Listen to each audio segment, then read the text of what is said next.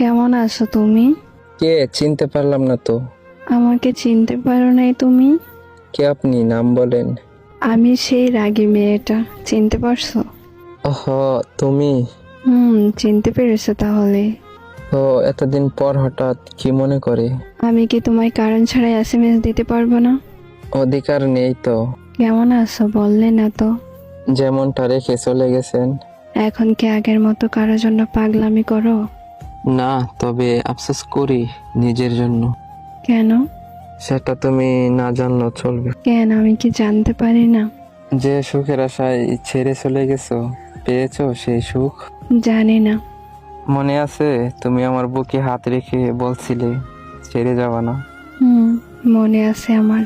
তাই হয়তো বুকের ভিতর আজ অদৃশ্য কিছু একটা দেখা দিছে। মানে কি হয়েছে তোমার? বাদ দাও, ছেলে হয়েছে না মেয়ে? মেয়ে হয়েছে। বলছিলাম না মেয়ে হবে। এটা নিয়ে আগে কতই না ঝগড়া করছো আমার সাথে। তুমি চুপ থাকবা প্লিজ? আর কয়দিন একবারই চুপ হয়ে যাব? এমন করে কেন বলতেছো?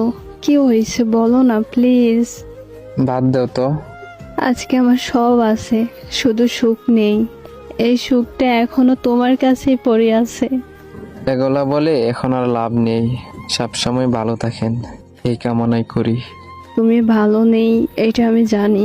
একটু ভালো করে কথা বলো আমার সাথে। আমি তোমায় ভালোবাসছিলাম, আর এখন তোমার সংসার আছে। আর আমি চাই না আমার ভালোবাসা পরে গিয়ে রূপ ধারণ করুক। ভালো থেকো, আর মেয়েটাকে মাদ্রাসায় ভর্তি করে দিও। আল্লাহ হাফেজ।